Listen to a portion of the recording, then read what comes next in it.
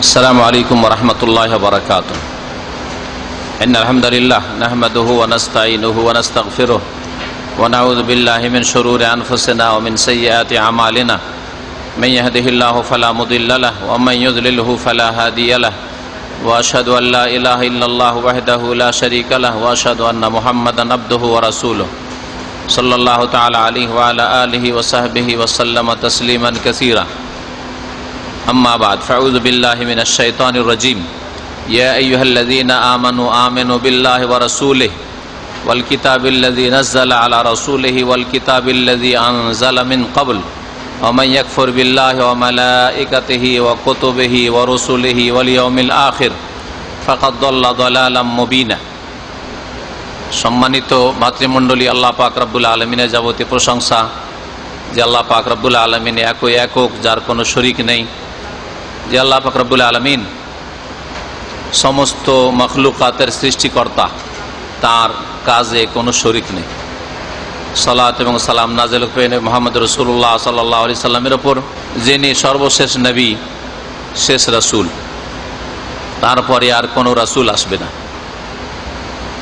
আজকে এই অল্প সময়ে আপনাদের সামনে আলোচনা করব এমন একটি বিষয় সম্পর্কে, যে বিষয়টি সম্পর্কে প্রথম রমজান, দ্বিতীয় রমজানে আমরা প্রতিযোগিতায় পুরস্কার দিতে গিয়ে জিজ্ঞেস করেছি, কিন্তু মাত্র কয়েকজন লোক হাত ওঠা ছাড়া আর কেউ হাত ওঠাননি। অথচ ইসলামের এটা হচ্ছে প্রথম বিষয়, আর তা হচ্ছে ঈমানের স্তম্ভ বা ইসলামের স্তম্ভ। এই দুটো জিনিস। ইসলামের স্তম্ভ সম্পর্কে তো হাত কিছুটা উঠেছে উল্টো পাল্টা করে হলেও, কিন্তু ঈমানের স্তম্ভ যখন জিজ্ঞেস করলাম, আর শুধু এখানে নয়, যে কোনো জায়গায় গিয়ে যদি ঈমানের খুঁটি কয়টি, ঈমানের পিলার কয়টি জিজ্ঞাসা করা হয়, তো অধিকাংশ মানুষ চুপ হয়ে যায়। আর অল্প কিছু লোক বললে তারা ঈমান ইসলামের মাঝে কোনো পার্থক্য বুঝে না, ঈমান আর ইসলামের মাঝে পার্থক্য বুঝে না। যার ফলে তারা করে কি, জিজ্ঞেস করছি ঈমানের স্তম্ভ আর জবাব দিচ্ছে ইসলামের স্তম্ভ বলে। এইরকম এক ভাই গত সপ্তাহে বা এই গত কয়েকদিন আগে জিজ্ঞেস যখন করলাম, তো আসলো একবারে জবাব দেওয়ার জন্য।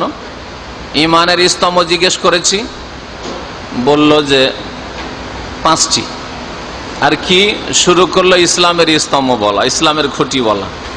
তার মানে ঈমানের স্তম্ভ আর ইসলামের স্তম্ভ পার্থক্যই বুঝে না, ঈমান আর ইসলামেও পার্থক্য বুঝে না। তো এটা হচ্ছে প্রথম বিষয়। আমরা যারা নিউ মুসলিম হয়, অমুসলিম, এখানে নতুন মুসলমান কালেমা পড়ে আমাদের কাছে, ওদেরকে 6, 5, 11টা জিনিস প্রথম শিখাই। ঈমানের 6টি স্তম্ভ খুঁটি আর ইসলামের 5টি স্তম্ভ। এই 5 আর 6, 11টি জিনিস শিখানোর পরে তারপরে কালেমায়ে শাহাদাতের অর্থটা বুঝিয়ে দিয়ে লা ইলাহা ইল্লাল্লাহ মুহাম্মাদুর রাসূলুল্লাহ এর অর্থ বুঝিয়ে দেওয়ার পরে তাকে শাহাদাত পড়াই, আশহাদু আল্লা ইলাহা ইল্লাল্লাহ ওয়া আশহাদু আন্না মুহাম্মাদান আবদুহু ওয়া রাসূলুহু, অথবা আশহাদু আন্না মুহাম্মাদান রাসূলুল্লাহ, এটা পড়াই। কিন্তু দুঃখের বিষয়, আমরা এখানে সকলে জন্মসূত্রে মুসলিম, আর ইসলামিক সেন্টারে নিয়মিত আসা ছাত্র ছাড়া অন্যগুলির মধ্যে 2টো হাত ছাড়া 3টে উঠেনি। যারা ইসলামিক সেন্টারে আসেন না সারা বছর, এখানে ইফতার ক্যাম্পে আসছেন, আলহামদুলিল্লাহ, অন্যদের চাইতে তো অবশ্যই ভালো, এতে কোনো সন্দেহ নেই। যারা অনেকে নামাজ পড়ে না, অনেকে রোজাই রাখে না, আর অনেকে রোজা রাখলে মনে করে যে আমরা কি গরিব, যে ওখানে খেতে যাব, ইফতার ক্যাম্পে খেতে যাব, নিজে পাকশাক করে খাচ্ছে, কিন্তু দিনের কিছুই জানে না, ঈমানের স্তম্ভ সম্পর্কে কিছুই জানে না। তো আপনারা আলহামদুলিল্লাহ এখানে আসছেন, আপনাদের এই আগ্রহের শ্রদ্ধা করি, প্রশংসা করি, শুকরিয়া আদায় করি, কিন্তু আপনাদের জন্য দিন শিখা ফরজ। আর যেখান থেকে আমরা নিউ মুসলিমকে শিখানো শুরু করি, সেখান থেকে আপনাদের শিখতে হবে মনে হচ্ছে। কারণ ঈমানের স্তম্ভ জিজ্ঞেস করলেই কিছুই বলতে পারেন না, ইসলামের কথা বলেন, আর না হলে চুপ থেকে যান। তো বড় দুঃখের বিষয়। অথচ এর ওপর ভিত করে অনেক কিছু আপনার শেখা ফরজ হয়ে রয়েছে। দিন ইসলাম সম্পর্কে যে জানবেন, প্রথম ভিতটা আগে শিখবেন, তারপরে বাকিগুলো শিখবেন। আপনার শিকড়ই নাই, কাণ্ডই নাই গাছের, তো আবার ডালপালাতে কি কাজ দেবে, আর ওই পাতাতে কি কাজ দেবে? হ্যাঁ, পাতা হচ্ছে যে টুপি, মাথায় টুপি দিয়ে আছেন, এটা হচ্ছে গাছের পাতা, ইসলামের পাতা। আর এই পাতা গাছে না থাকলেও রস থাকতে পারে, আর গাছ বেঁচে থাকতে পারে। হ্যাঁ, দুটা সমস্যা থাকতে পারে বেঁচে, মাঝে মাঝে পাতা ঝরে পড়ে যায়। তো আমরা তো টুপির বুঝেছি, কিন্তু ইসলামের স্তম্ভ সম্পর্কে, ইমানের স্তম্ভ সম্পর্কে আমাদের অধিকাংশ ভাইদের জানা নাই। এটা দুঃখের বিষয়। তো এখান থেকে শুরু করব, ইমানের স্তম্ভ কয়টি। এই মর্মে অনেকে গুমরাহ হয়েছে, সাধারণ মানুষ না, অনেক স্কলার যারা লিখেছে তারা গুমরাহ হয়েছে। কেউ লিখেছে ইমানের স্তম্ভ হচ্ছে 5টি, লিখেছে তাদের বইয়ে। আর বড় স্কলার, নাম বলে চমকে উঠবেন, তো বিনা নাম দিয়ে চলি। এখন আমাদের সংশোধনের প্রয়োজন রয়েছে। যার ভুল আছে, যে কোনো ব্যক্তি হোক না কেন, তার ভুল ছেড়ে দেওয়া ফরজ। একমাত্র রাসূলুল্লাহ সাল্লাল্লাহু আলাইহি ওয়াসাল্লামের কাছে ওহী এসেছে, কোনো আলেমের কাছে ওহী আসেনি, কোনো স্কলার কাছে ওহী আসেনি, কোনো মুফাসসির আর চিন্তাবিদের কাছে ওহী আসে নাই। তো ইমানের স্তম্ভ 5টি নয়, 6টি। তো একদল ওই রকম গোমরা হয়েছে ইমানের স্তম্ভ 5টি বলে, আর এক দল আবার বলে থাকে যে ইমানের স্তম্ভ 7টি। ইমানের স্তম্ভ কয়টি? 7টি। তারাও ভুল করেছে, কারণ তারা হচ্ছে মন্ত্র পড়া লোক। যারা ইমানের স্তম্ভ 7টি বলে আর গণায়, তারা হচ্ছে মন্ত্র পড়া লোক, ইসলামের মন্ত্র পড়ে, অর্থ বুঝে না। এই জন্য তারা আমাদের দেশে আবিষ্কার করেছে, তাদের এক শ্রেণীর আলেম সমাজ, মন্ত্রের ইমান পাঠ করা, ইমানে মুফাসসাল আর ইমানে মুজমাল। ইমানে মুফাসসাল মানে বিস্তারিত ইমান, অর্থ বুঝে। এখন শুনেন ওদেরগুলো, বিস্তারিত ইমান, যে ইমান যে নিয়ে আসতে হবে যে বিষয়গুলির ওপর, ওগুলো হচ্ছে ইমানে মুফাসসাল। মুফাসসাল মানে ডিটেলস, বিস্তারিত, আর মুজমাল মানে সংক্ষিপ্ত। তো একটা মন্ত্র তারা পড়িয়েছে, ও কায়দা বাগদাদিতে দেখবেন, আমাদের দেশের কায়দা বাগদাদের শেষে কালেমা লেখা আছে, 5 কলমা, এগুলোও বানানো, আর তার সাথে সাথে ওই নিয়তও বানানো, আর ইমানে মুফাসসাল আর মুজমালও বানানো। যদিও যারা হয়তো এই আরবিতে গদ বাঁধা ইমানে মুফাসসাল মুজমাল বানিয়েছে, তাদের উদ্দেশ্য সৎ ছিল যে লোকেরা জানে না, তো এইভাবে মুখস্থ করিয়ে দেব। কিন্তু আসলে তো মুখস্থ করার বিষয় না, আসলে এগুলোর অর্থ বুঝতে হবে, আর অন্তরে বিশ্বাস করতে হবে যে আমি বলছিটা কি আর বিশ্বাস করছিটা কি। এটা হলো আসল বিষয়। ইমান মানে বিশ্বাস। তাহলে এই বিশ্বাস তো আর মন্ত্র পাঠ করে কাজ হবে না। বিশ্বাস মানে অর্থ জানতে হবে, অন্তরে বসাইতে হবে, এবং অন্তরে দৃঢ়ভাবে বিশ্বাস করতে হবে যে আমি এর বিপরীতটা বিশ্বাস করি না। এর নাম হচ্ছে ইমান। তো ইমানে মুফাসসাল আর মুজমাল মানে বুঝলেন। এখন সময় থাকলে ইমানে মুফাসসাল আর মুজমালে যেগুলো ওরা বলেছে, সেগুলি ওই মুফাসসালে 7টি বলেছে। ইমানে মুফাসসালে যাদের মুখস্থ আছে, ওই গদবানা মুখস্থ করে রেখেছেন, 7টি আছে। 7টি তো আসলে নয়, 1টিকে 2টি করে 7টি বাড়িয়েছে। তো ওরাও ভুল করেছে, কারণ মন্ত্র পড়াইতে গিয়ে ওরা ভুল করেছে। তো ইমানের স্তম্ভ হচ্ছে কয়টি? হ্যাঁ, কয়টি? 6টি। এই ইমানের স্তম্ভ যে 6টি, কোরআনে কারীমের এক আয়াতে 6টি নেই, 5টি আছে। ওই যার ফলে একজন বড় লেখকের এই বিভ্রান্তি হয়েছে, গুমরাহি হয়েছে, যে 5টাতে সীমিত করে দিয়েছে। আর এক আয়াতে যে আরেকটা পাক স্পষ্ট ভাবে উল্লেখ করেছেন, বা একাধিক আয়াতে উল্লেখ করেছেন, ওটাকে সে উপেক্ষা করে গেছে। ইমানের যে 5টি স্তম্ভ, একটি আয়াতে আল্লাহ বর্ণনা করেছেন, সে আয়াতটি হচ্ছে সূরা নেসার আয়াত নম্বর 136। ভালো করে নোট করে নেন, আর তাফসীরে একটু পড়ে নেবেন ভালো করে। সূরা নেসা আয়াত নম্বর 136। আল্লাহ পাক ইরশাদ করেছেন, ইয়া আইয়ুহাল্লাযীনা আমানু, হে ঈমানদার লোকেরা, আমিনু বিল্লাহি ওয়া রাসূলিহি, আল্লাহর প্রতি বিশ্বাস করো, আল্লাহর প্রতি ঈমান, ওয়া রাসূলিহি, রাসূলের প্রতি বিশ্বাস করো, ওয়াল কিতাবিল্লাযী নাযালা আলা রাসূলিহি, আর ওই কিতাবের প্রতি বিশ্বাস করো যেই কিতাবকে আল্লাহ পাক ধীরে ধীরে 23 বছরে নাযিল করেছেন, আল্লাহ রাসূল, এই তার শেষ রাসূল মুহাম্মদ সাল্লাল্লাহু আলাইহি সাল্লামের উপর, মানে কোরআনুল কারীমের প্রতি বিশ্বাস করো। ওয়াল কিতাবিল্লাযী আনজালা মিন ক্বাবলু, আর যেই কিতাবগুলিকে আল্লাহ পাক একবারেই নাযিল করে দিয়েছিলেন এর পূর্বে, মানে কোরআন নাযিল হওয়ার পূর্বে একবারে নাযিল করেছে। আনজালা মানে একবারে নাযিল করা, আর নাজ্জালা মানে ধীরে ধীরে নাযিল করা। ওই জন্য আমি অর্থ করতে গিয়ে ব্যাখ্যা তাফসীর করে দিলাম। নাজ্জালার জায়গায় বললাম যে ধীরে ধীরে আল্লাহ নাযিল করেছেন কোরআনকে। আর আনজালা আগের কিতাবগুলি সম্পর্কে আল্লাহ বলছেন আনজালা, আল্লাহ পাক একবারেই নাযিল করেছেন। তাওরাত একবারে তুর পাহাড়ে নিয়ে এসে মুসা আলাইহিস সালামকে আল্লাহ ধরাই দিলেন, একবারই ধরাই দিলেন। জাবুর দাউদ আলাইহিস সালামকে একবারই আল্লাহ পাক ধরিয়ে দিলেন। নাও আতাইনা দাউদা জাবুরা, দাউদকে আমি জবুর দান করেছি।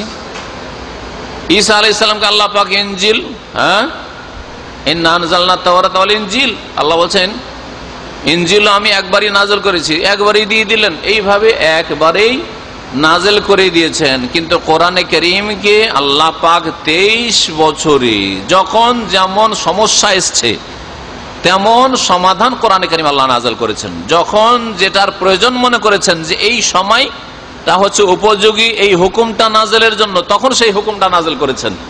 মদকে আল্লাহ পাক হারাম করেছেন কোরআনে কারীমে 3-4 স্তরে গিয়ে, একবারে নয়। হঠাৎ করে লাগাম লাগাননি, যারা মদে ডুবে ছিল হঠাৎ করে যদি তাদেরকে লাগাম লাগিয়ে দেওয়া হয়তো, তাহলে লাগাম ছিঁড়ে ফেলতো, লাগাম ছিঁড়ে বলতো, কি করতো, না পারবো না, মদ ছাড়তে পারবো না, কালেমা পড়বো, নামাজ পড়বো, রোজা রাখবো, কিন্তু মদ ছাড়তে পারবো না। আল্লাহ পাক কয়েক স্তরে গিয়ে মদকে হারাম করেছেন। এইভাবে আল্লাহ পাক রব্বুল আলামিন 23 বছরে কোরআনে কারীম নাযিল করেছেন। আল্লাহ পাক এই বিষয়গুলির প্রতি ঈমান নিয়ে আসতে বলে, আল্লাহর প্রতি ঈমান নিয়ে আসো, রাসূলের প্রতি ঈমান নিয়ে আসো, আর কোরআনে কারীমের প্রতি ঈমান নিয়ে আসো, আর তার আগের যে কিতাবগুলি নাযিল করে সেগুলির প্রতি ঈমান নিয়ে আসো। তারপর আল্লাহ পাক বলছেন ওয়া ইয়াকফুর বিল্লাহি ওয়া মালাইকাতিহি ওয়া কুতুবিহি ওয়া রুসুলিহি ওয়াল ইয়াউমিল আখির। এখানে আল্লাহ পাক 5টি জিনিস উল্লেখ করে দিচ্ছেন। আর শুনে রাখো, যেই ব্যক্তি ঈমান না নিয়ে এসে কুফরি করবে, অস্বীকার করবে, ওয়া ইয়াকফুর বিল্লাহ, যে আল্লাহকে অস্বীকার করবে, আল্লাহর সাথে কুফরি করবে।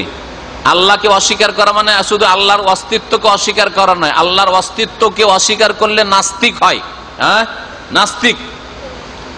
আর আল্লাহ পাকের অস্তিত্বকে মানে কিন্তু আল্লাহ পাকের তৌহিদকে অস্বীকার করে, মানে আল্লাহ পাকের এক হওয়াকে অস্বীকার করে, সেও কাফের মুশরিক। যে ব্যক্তি আল্লাহ তো আছে কিন্তু আল্লাহ একা না, আমাদের গোস কুতুবরাও তার সাথে সাহায্য করে, তারাও হায়াত মওতের মালিক, তারাও নিয়ন্ত্রণের মালিক, তারাও রোগ ভালো করার মালিক, তারাও শিরক কুফরি করলো, আল্লাহর তৌহিদের সাথে কুফরি করলো। যেই ব্যক্তি আল্লাহ পাকের কাজে অথবা আল্লাহ পাকের ইবাদতে শরীক করলো, যে ঠিক আছে আল্লাহ পাক আমাদের ইবাদতের জন্য সৃষ্টি করেছেন, কিন্তু নামাজের সেজদা তো আল্লাহর জন্য খাস, ওইটা ওলি বুজুর্গ আর পীর কবর মাজারের জন্য করি না, কিন্তু তাজিমের সিজদা, শ্রদ্ধা সম্মানের সিজদা কবর মাজারকেও করা যাবে। তারা আল্লাহর একত্বের সাথে কুফরি করলো, তারা আল্লাহর তৌহিদের শিরক নিয়ে আসলো, আল্লাহর তৌহিদকে অস্বীকার করলো।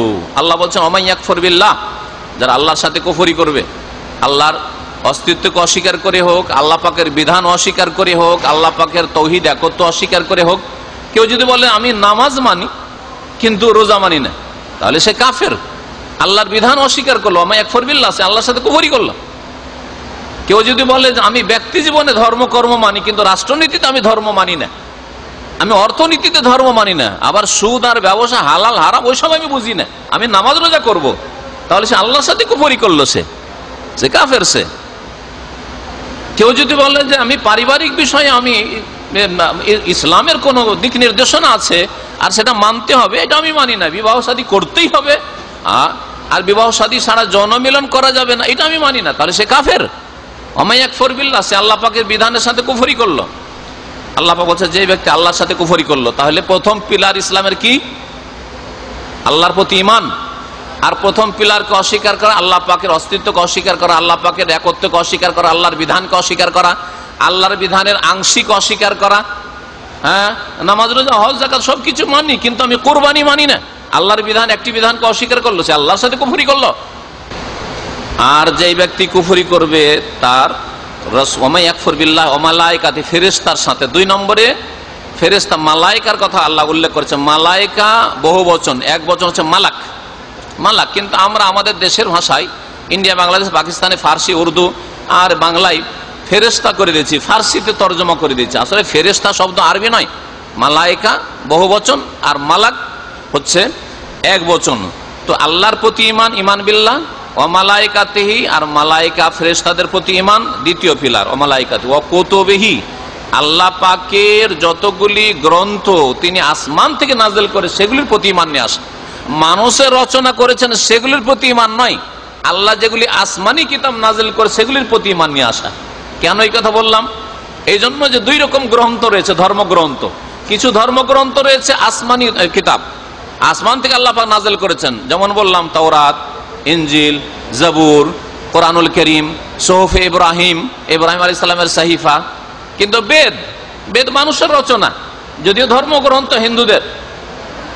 তারপরে আপনার বৌদ্ধদের ত্রিপিটক তাদের তৈরি, বাইবেল, বাইবেল তাদের তৈরি রচনা।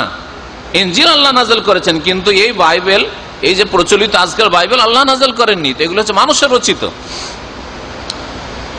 যারা আল্লাহর প্রতি, আল্লাহকে অস্বীকার করবে, তার মানে আল্লাহর প্রতি ইমান নিয়ে আসা হচ্ছে ইমানের প্রথম পিলার, আর তারপরে ফেরেশতাদের প্রতি ইমান নিয়ে আসা হচ্ছে দ্বিতীয় স্তম্ভ পিলার, আর তৃতীয় স্তম্ভ হচ্ছে আল্লাহ পাকের কিতাবসমূহের প্রতি ইমান নিয়ে আসা, আর চতুর্থ স্তম্ভ হচ্ছে ওয়া রাসূলিহি, তার রাসূলগণের প্রতি ইমান নিয়ে আসা। ওয়াল ইয়াউমিল আখির, 5 নম্বরে আল্লাহ বলছেন যারা পরকালকে অস্বীকার করবে, এইগুলির কোন একটি যদি অস্বীকার করে ফাকাদ দাল্লা দালালাম বাইদা, তাহলে সে গোমরাহ পথভ্রষ্ট হয়ে অনেক দূরে চলে গেল, অনেক দূরে চলে গেল, সে গোমরাহ হয়ে অনেক দূরে চলে গেল। আল্লাহকে অস্বীকার করুক, আল্লাহর তৌহিদ একত্ব অস্বীকার করুক, আল্লাহর বিধান অস্বীকার করুক, ফেরেশতা অস্বীকার করুক, তাহলে কেউ যদি বলে আমি সব মানি কিন্তু আমি ফেরেশতা দেখি না, আর এমনি এমনি বলবো ফেরেশতা, মালাইকা, জিবরাইল, মিকাইল, ইসরাফিল, মালাকুল মউত এসব মানি না, তাহলে সে কাফের। সে কাফের। আল্লাহ পাক সূরা বাকারা একটা আয়াতে বলছেন মান কানা আদুওয়াল লিল্লাহি ওয়া মালাইকাতিহি ওয়া রাসূলিহি ওয়া মিকাইল ওয়া জিবরাইল ফাইন্নাল্লাহা আদুউল লিল কাফিরিন। যারা জিবরাইল, মিকাইল এদের হচ্ছে ফেরেশতাদের দুশমন, জেনে রাখো ফাইন্নাল্লাহা আদুউল লিল কাফিরিন, আল্লাহ পাক এই রকম কাফেরদের শত্রু। তাহলে আল্লাহ পাক যারা মিকাইল, জিবরাইলকে অস্বীকার করে তাদেরকে আল্লাহ কি বললেন? কাফের বললেন। আল্লাহ পাক রব্বুল আলামিন কাফের বললেন, ফাইন্নাল্লাহা আদুউল লিল কাফিরিন। এই 5টি বিষয়কে আল্লাহ পাক এখানে উল্লেখ করেছেন।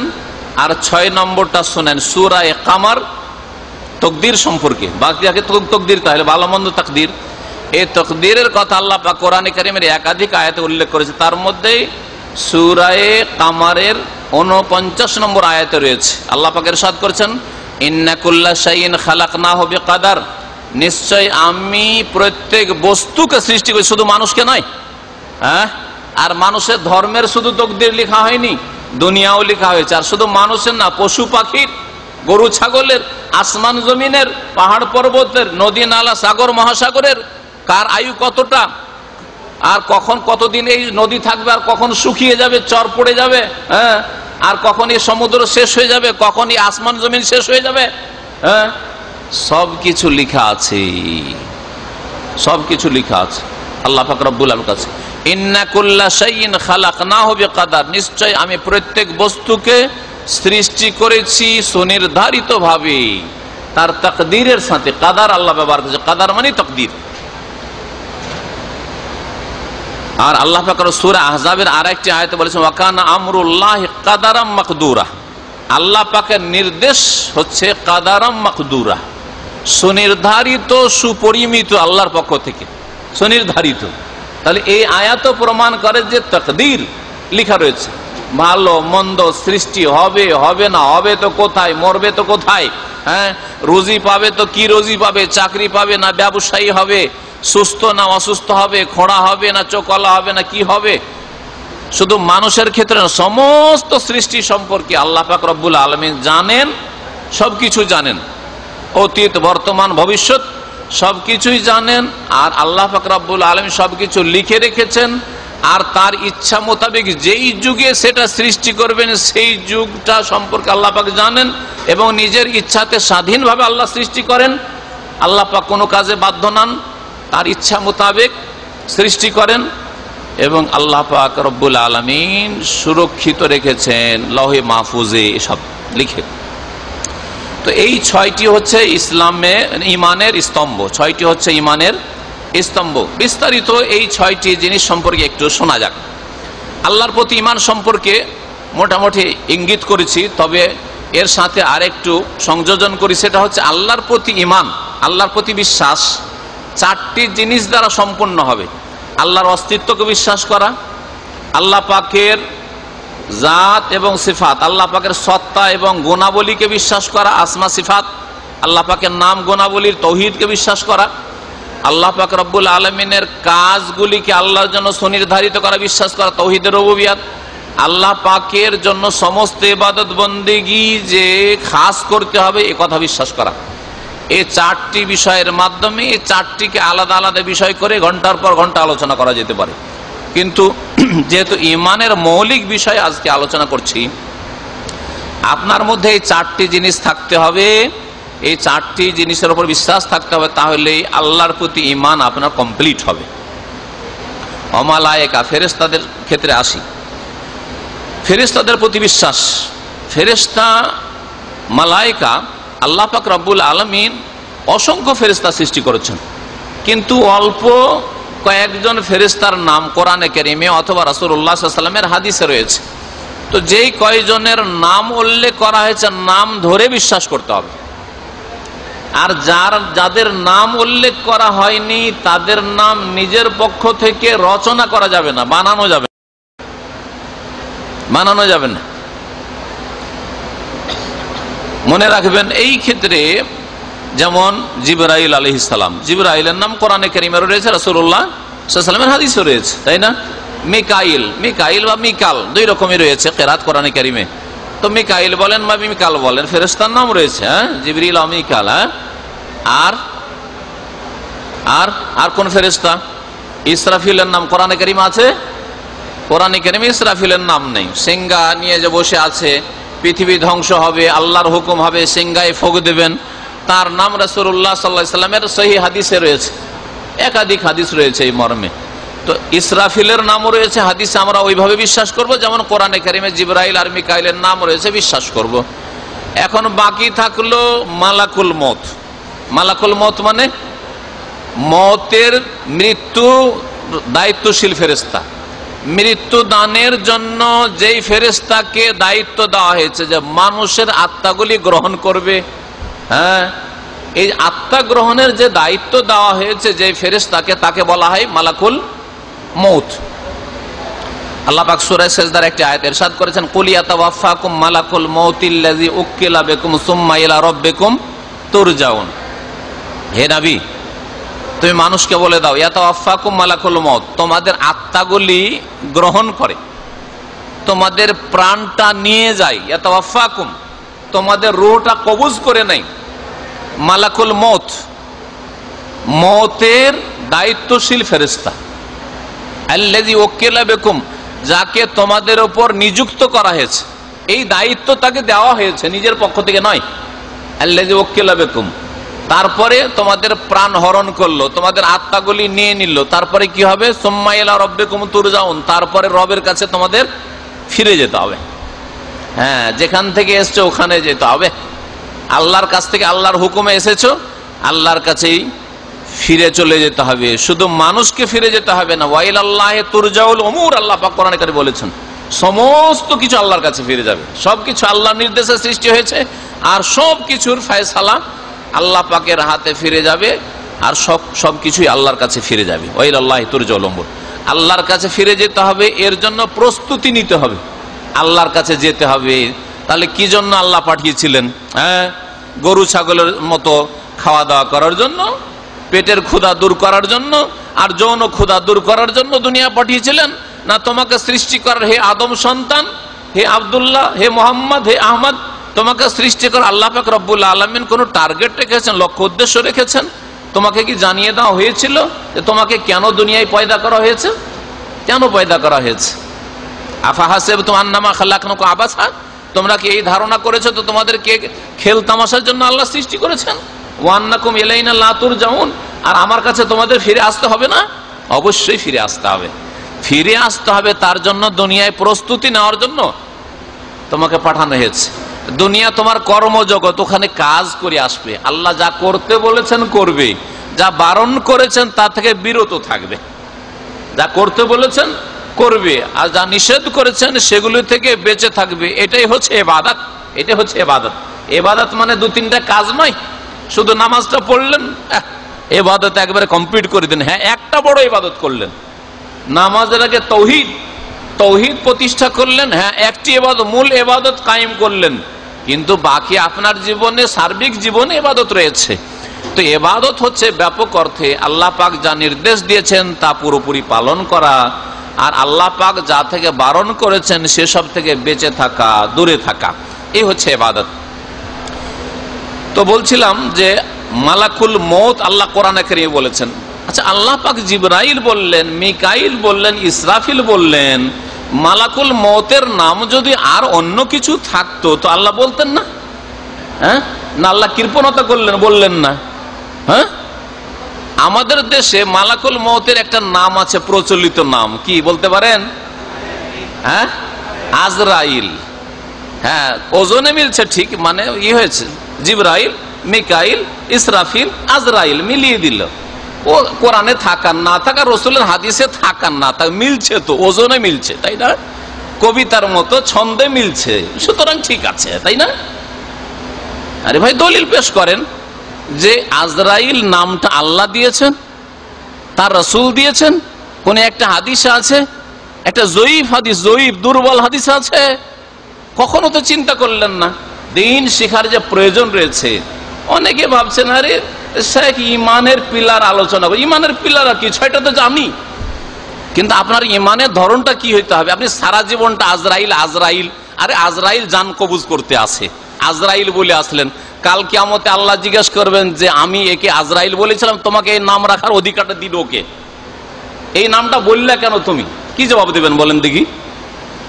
আমি জিবরাইল শিখিয়েছি, মিকাইল শিখিয়েছি, মালাকুল মউত শিখিয়েছি, আমি তো আজরাইল নাম দিনি, তোমার নাম রাখার কি আছে?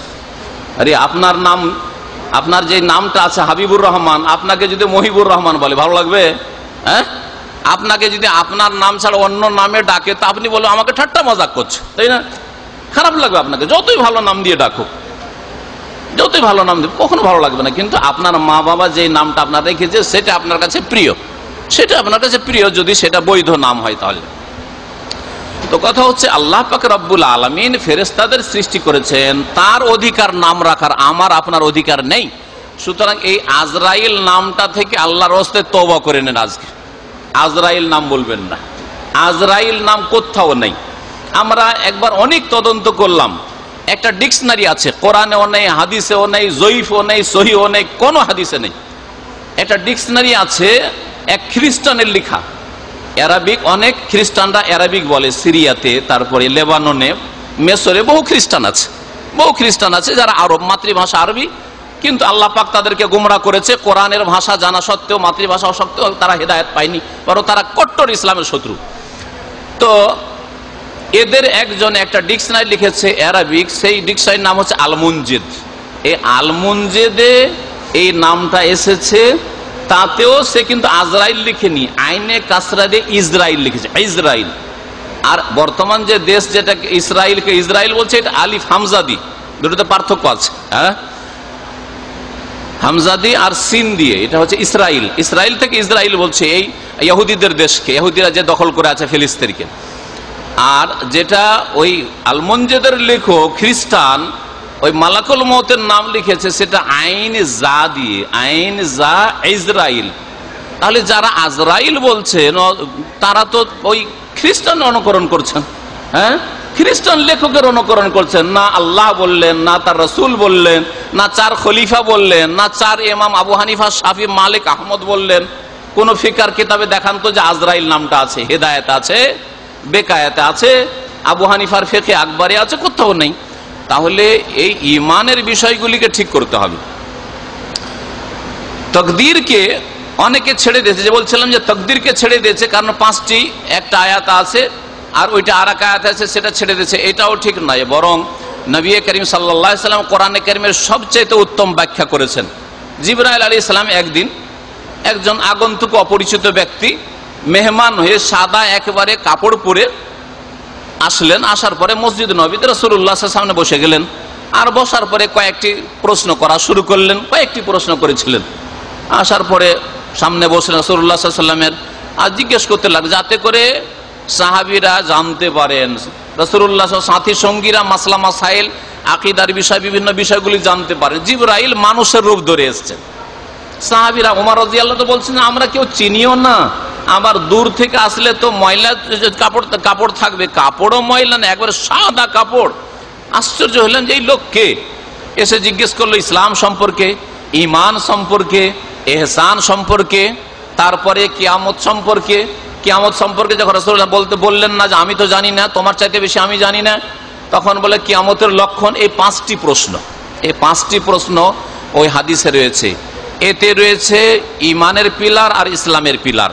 ইসলাম সম্পর্কে যখন জিজ্ঞেস করলেন জিবরাইল আলাইহিস সালাম রাসূলুল্লাহ সাল্লাল্লাহু আলাইহি ওয়াসাল্লাম, আখবিরনি আনিল ইসলাম, ইসলাম কি একটু বলুন তো। তখন নবী সাল্লাল্লাহু আলাইহি ওয়াসাল্লাম বলেন আল ইসলাম আন তাশহাদা আল্লা ইলাহা ইল্লাল্লাহ ওয়া আন্না মুহাম্মাদান রাসূলুল্লাহ ওয়া তুকিমুস সালাতা ওয়া তুতিজ যাকাতা ওয়া তাসুমু রমাদানা ওয়া তাহুজ্জুল বাইতা ইন ইসতাতা'তা ইলাইহি সাবিলা। ইসলাম হচ্ছে এই 5টি পিলারের নাম। আন্তা সাদা সাক্ষ্য প্রদান করবে, তাহলে কখনো শুধু কালেমা করবেন না, কি বলবেন? কালেমার সাক্ষী দেওয়া। আন্তা সাদা সাক্ষ্য প্রদান করবে যে লা ইলাহা ইল্লাল্লাহ, আল্লাহ ছাড়া কেউ সত্য মাবুদ নেই, ওয়া আন্না মুহাম্মাদার রাসূলুল্লাহ, আর মুহাম্মদ সাল্লাল্লাহু আলাইহি ওয়া সাল্লাম আল্লাহ পাকের রাসূল, ওয়া তুকিমুস সালাত, আর কি করবে? নামাজ 5 ওয়াক্ত কায়েম করে। 5 ওয়াক্ত 4 নয়, আল্লাহ 5 ফরজ করে। যে 5 আদায় করে 50-এর নেকি পায়, আর যে 4 করে খেয়াল খুশি পড়ে সে কিছুই পায় না, সে কিছুই পায় না। বরং যখনই 1 ওয়াক্ত নামাজ ছেড়ে দেয় তখন কুফরি পায়, আবার ইসলামের মধ্যে আসে, আবার কুফরিতে ধাক্কা খেয়ে যায়। এই করতে করতে কখন যে মওত আসে, এসা পরে যদি মওত আসে আর বদনিয়ত নিয়ে শুয়েছে যে ফজরে উঠবো না, তাহলে কুফরের অবস্থায় মারা যাবে। আল্লাহ পাক রব্বুল আলামিন যেন হেদায়েত দান করে আধা নামাজি মুসলমানদেরকে। বলছিলাম যে 5 ওয়াক্ত নামাজ কায়েম করা, এটা হচ্ছে দ্বিতীয় ইসলামের স্তম্ভ। আর তারপরে হচ্ছে অতুতিস যাকাত, যাকাত দেওয়া 3 নম্বরে। ওয়াতাসুমু রমাদান 4 নম্বর হচ্ছে রমজান মাসের রোজা রাখা 29 বা 30, যেমন চাঁদের মাস হবে রমজান। আর ওয়াতাহুজ্জুল বাইত, বাইতুল্লাহর হজ করবে যদি তোমার কাছে রাস্তা খরচ থাকে। আজকে থেকে 10 বছর 5 বছর আগে রাস্তা খরচের ব্যবস্থা হয়ে গেছে। তখন হজ সস্তা ছিল, 500 রিয়াল, 1000 রিয়াল, 1200 রিয়ালে হজ হইতো। অনেকে হজ করেননি। 10 বছর 12 বছর পরে ভাবছেন যে দেশে তো চলেই যাব, তো হজটা করি, এখন লাগে 7000 8000 রিয়াল। এটা কি বালা মুসিবত নয়? আপনার পাপের কারণে, অবহেলার কারণে, গাফিলতির কারণে, যে কোথায় 1000 রিয়ালে হজ হচ্ছিল আজকে লাগে 6000 7000 রিয়াল। কোত্থেকে হজ করবেন? জবাবদেহি করতে হবে, গুনাহগার হয়ে যেতে হবে যদি হজ না করে যান। আল্লাহ পাক যেন হজ আদায় করার তৌফিক দান করে। যারা এখানে প্রবাসী, প্রায় লোকদের উপর হজ ফরজ। যারা এখানে কাজ করতে সৌদি আরবে ঢুকেছেন তাদের অধিকাংশ লোকের উপর হজ ফরজ হয়ে গেছে। মক্কা পৌঁছার, মক্কা থেকে ফিরে আসা, আর 1 সপ্তাহ থাকার সমান টাকা আছে। দেশে গাড়ি করছেন, বাড়ি করছেন, ব্যবসা করছেন, অনেক কিছুই করছেন, জমি জায়গা কিনছেন, আর হজ করার তৌফিক হয় না। আর দেশি ভাষায় বলছেন যে ছোট হজ করেছি হুজুর, ছোট হজ করেছি। হজ করেছেন? বলছে হ্যাঁ, বড় হজটা করিনি, ছোট হজ করেছে। ছোট হজ আবার কি জিনিস? ছোট হজ আবার কি জিনিস? ছোট হজ বলে কিছু নেই। হজ একটাই, যেটা হচ্ছে এই জিলহজ মাসে হয়ে থাকে, এটাই হচ্ছে হজ। আর উমরা, সেটা উমরাও, সেটা ছোট হজ নয়।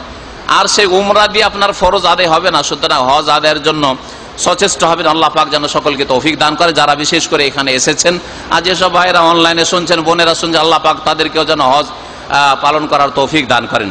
আর যেসব ভাইয়েরা হজ পালন করেন তাদের যেন আল্লাহ পাক হজ কবুল করেন। বলছিলাম ঈমানের পিলার সম্পর্কে। জিবরাইল আলাইহিস সালাম জিজ্ঞেস করেন আখবিরনি আনিল ঈমান, ঈমান সম্পর্কে বলুন। তখন বললেন আনতুমিনা বিল্লাহ, আল্লাহর প্রতি ঈমান নিয়ে আসবে, ও মালাইকাতি, ফেরেশতাগণের প্রতি ঈমান নিয়ে আসবে, ও কুতুবিহি, আল্লাহ পাকের কিতাব সমূহের প্রতি ঈমান নিয়ে আসবে, ও রাসূলি, রাসূলগণের প্রতি ঈমান নিয়ে আসবে, আর ওয়াল ইয়াউমিল আখিরে, আর পরকালের প্রতি ঈমান নিয়ে আসবে, তুমিনু বিল কাদরি খাইরিহি ওয়া শাররিহি, আর ভালো হোক আর মন্দ হোক তাকদীরের প্রতি ঈমান নিয়ে আসবে। একই মানুষের কখনো ভাগ্য ভালো হয় আর কখনো খারাপ হয়, কখনো বালা মুসিবত আসে আর কখনো সুদিন আসে, সুখ আসে, সবটাই হতে পারে। আবার কারো সারা জীবনটাই কষ্ট থাকতে পারে, আর দুর্ঘটনা থাকতে পারে, বিপদ আপদ থাকতে পারে, ভবিষ্যৎ অন্ধকার থাকতে পারে, সব কিছুই আল্লাহ পাক রব্বুল আলামিন জানেন, আল্লাহ পাক লিখে রেখেছেন। আর তার সাথে সাথে আপনাকে কর্মের স্বাধীনতা আল্লাহ দিয়েছেন। কখন এই কথা ভাববেন না যে আল্লাহ তকদির লিখে দিয়েছেন মানে পাথরের মতোই আমরা। পাথরের মতো কি? পাথরের মতো হলে বাসা থেকে আসলেন কি করে ইফতার করতে এখানে? অনেকে বলে আল্লাহ যখন তকদির লিখেই দিয়েছে তাহলে আর আমল করে আর হবেইটা কি? আমল করি আর না করি যা হওয়ার তো হয়েই গেছে, তাই না? হ্যাঁ, এটা গুমরাহি। তো ওই কথাই যদি হইতো তো আপনার তো রুজিটাও তকদিরে লেখা আছে, রিয়ালটাও তকদিরে লেখা আছে, তো ওই ক্ষেত্রে কেন বাংলাদেশে বসে যাননি? যে তকদিরে যদি রিয়াল থাকে তো বাড়িতে বসে থাকলেও রিয়াল চলে আসবে, সৌদি আরবে যাওয়ার প্রয়োজন নাই, হ্যাঁ, পাসপোর্ট বানাবার প্রয়োজন নেই, এত টাকা দিয়ে ভিসা কেনার প্রয়োজন নেই, কি দরকার ছিল? ওখানে তকদির নেই? তকদিরে সবকিছু লেখা আছে, দুনিয়াও লেখা আছে, দিনও লেখা আছে, মানুষেরও লেখা আছে, আর পশু পাখিরও তকদির লেখা আছে, আসমান জমিনেরও তকদির লেখা আছে। আল্লাহ পাক রব্বুল আলামিন কর্ম করতে বলেছেন, কর্ম করতে হবে। সম্মানিত ভাতৃমণ্ডলী, সময় শেষ দিকে চলে গেছে, এই জন্য এখান থেকে শেষ করছি। আল্লাহ পাক রব্বুল আলামিন যেন আমাদেরকে ঈমান ঠিক করার তৌফিক দান করেন আর নেক আমলের তৌফিক দান করেন।